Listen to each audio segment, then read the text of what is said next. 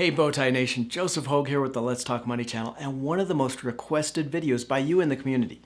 Nation, biotech stocks were one of the hottest stock groups last year with the Spider S&P Biotech ETF, that's ticker XBI, up 42% on the year and producing a 15% annual return since 2006. The drive for a COVID vaccine combined with new technologies in gene editing and medicine has led to a boom in development and interest in these companies.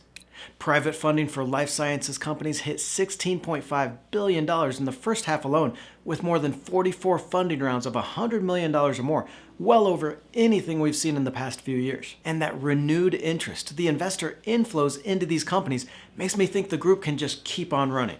More investor money means more research and development, the lifeblood of these biotech stocks. With the momentum we've seen last year and the speed of change, over the next 10 years, we could see medical breakthroughs we've only dreamed about in the past. The problem for investors in biotech, though, has always been the complexity on these stocks. There is so much to study here, from the market size on demand for specific diseases to research pipelines and that FDA process. How do you analyze these stocks without a PhD? There are biotech funds like the XBI, which holds 170 companies in the theme, and while I like looking at the fund for ideas, for example, you can go to the fund's website, scroll down to the holdings, and get a list of all the stocks held. But it's not the best way to invest. Funds like the Spider S&P Biotech ETF or the iShares NASDAQ Biotech, that's ticker IBB, they invest passively in every company in the index, so not really analyzing each for the best potential returns. So in this video, I want to walk you through how to invest in biotech stocks, from narrowing your list and analysis to an investment strategy. Then I'll reveal the 5 biotech stocks I'm watching for 2021. We'll be using stockcard.io to start our search. I love the search feature here. Just type in a theme, for example, biotech, and it drops down with not only individual companies, but also collections of stocks around that theme. Another group to check out here, gene therapy, and clicking on the collection shows us 52 companies in that gene editing segment of biotech. From there, we can click on any of these, and the platform analyzes each stock with these 5 cards: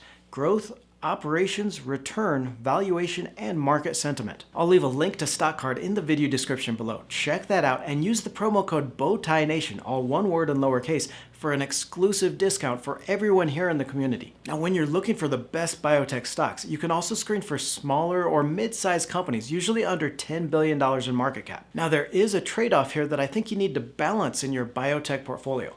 You want a mix of these smaller startups, those new biotech companies with an innovative approach and some breakthrough ideas, but you also want to look for companies with more than just one idea in its pipeline. For example, this is a problem for investors in BioNTech, ticker BNTX, the partner for Pfizer's COVID vaccine that they're facing right now. The shares shot up 265% on that partnership and through early December approval, but are now down 35% because there just isn't much left in the pipeline for that company. You also want to take a look at the company's balance sheet to make sure it has enough cash to survive while it develops those blockbuster products. Now, most small biotechs are going to have more cash on the balance sheet than their debt. That's a good sign, but you also have to compare that with things like their cash outflows for research and development, just to make sure that they can always survive those years of R&D. Now, before we get to those 5 biotech stocks on our list, I also want to share an investing strategy for the group because these are extremely volatile stocks.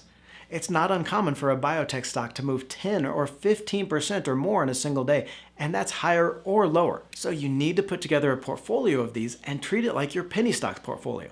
Those of you in the Bowtie Nation know that I'm not just investing in 1 or 2 penny stocks for those high potential returns.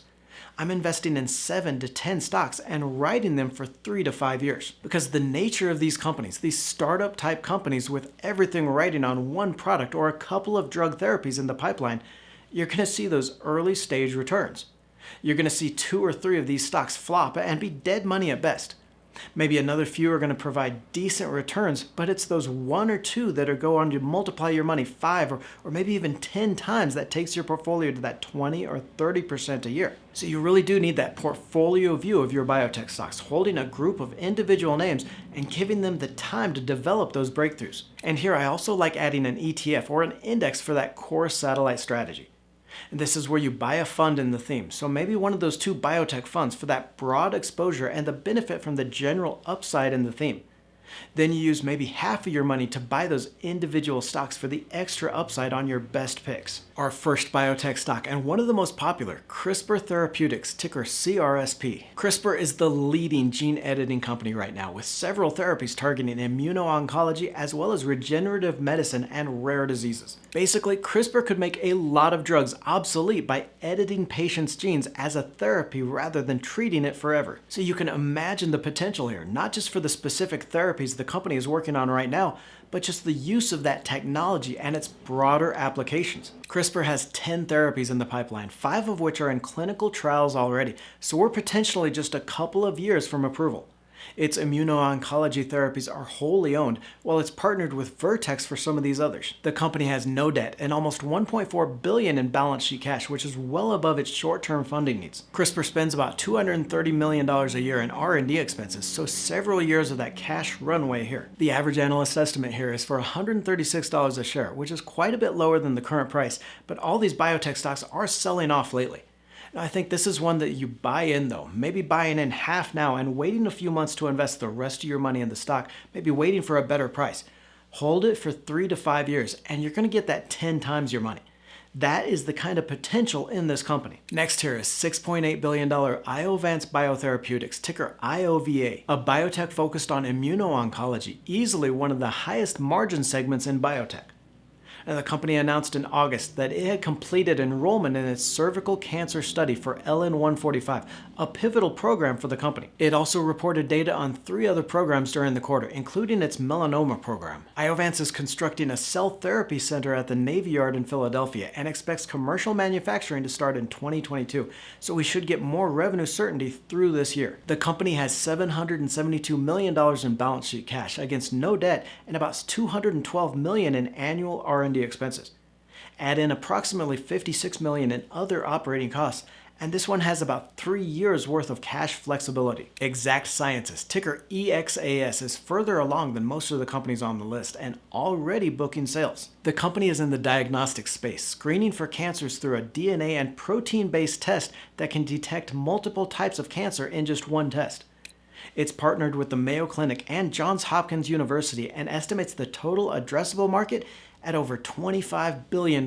The company has booked 3 years of sales growth and reported an 87% year-over-year increase in the third quarter. Over the last 4 quarters, it's booked over $1.2 billion in sales from lab services and other revenue. Now, contrasting that, the financial position is a little weaker here.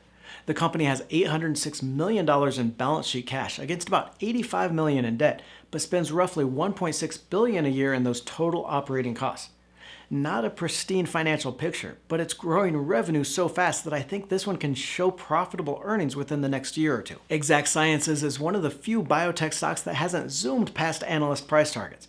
The shares were up 38% last year, but at an average analyst target of $157 a share, there's still 20% upside from here. Another gene editing biotech stock, Cellectis, ticker CLLS, with a focus on immunotherapies for cancer. This one isn't quite as far along as CRISPR in its therapies, but is targeting different needs, so I don't think it's necessarily an either-or decision. Cellectis has 6 therapies in the pipeline, with key developments within the next year. In just 2 target therapies with its Allogene partnership, the company could book up to $2.8 billion in development and sales milestones, which is huge for a company that booked all of $15 million in total 2019 sales.